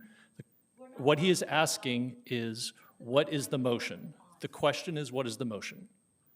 I'm not doing a motion anymore. Okay. I'm talking right So the only thing that is under the agenda is you can, now. 1, 2, 3. So can you so AB 123 means you are allowed to, and actually legally required to explain what you have attended. Exactly, that's what I'm going to. Okay, so you're going to be talking about what you've attended Yes. at city expense? This is really ridiculous. If that's not what you're going to be ridiculous. talking about, then the mayor certainly will turn it on. Okay, all right. Oh my gosh. I think we live in America, Mr. Mayor. Yes, I understand. So please remember that. Okay, so, you know, I know you want to interrupt me, so let me finish what I'm saying. That as our, you know, we observe Martin Luther King, that we remember the purpose why, you know, that we treat each other equally and we created equal. So that's what I want on the dais here, that we show that equalness. What are you but talking about? Are you? I'm talking about Martin Luther King. Can I finish? Go So ahead. can I Go ahead. finish? Thank you, Mr. Mayor. And so anyways, I just want to encourage everyone to just, you know, as we go into celebrate Martin Luther King, that we remember why he fought, what he fought for and why he died for. So we thank you, you know, staff, I thank you, law enforcement and fire authority. I just want to remind you guys to remember, I mean, just please be safe out there and be brave. And may God bless everyone here, and may God bless America and Westminster. Thank you. Thank you, Councilmember Van West. And next is Vice Mayor Nguyen. Mine will be as brief as the lightning. Happy New Year, everyone. Thank you, staff, for your continued hard work, to PD and fire department. And I just want to thank the office of the city manager. I had a very good briefing on the incidents that's been going on at the mall. And I look forward to working with all of you and the residents for 2026, and wishing all of you a happy 2026. That's it. All right, thank you very much. Same for me. I want to thank you, each and every one of you, to come out and speak your mind. Hopefully that we can work together, you know, to advance or to bring the city to the next level. That's what I'm looking for the 2026. I want to thank every one of you from our staff. You've been doing great. You make us proud, and the city proud of, you know, of your service.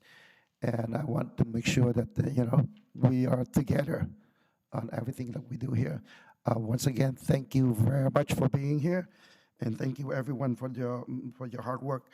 The next regular meeting will be held on Wednesday, January 28th, 2026 at 6 p.m. right here.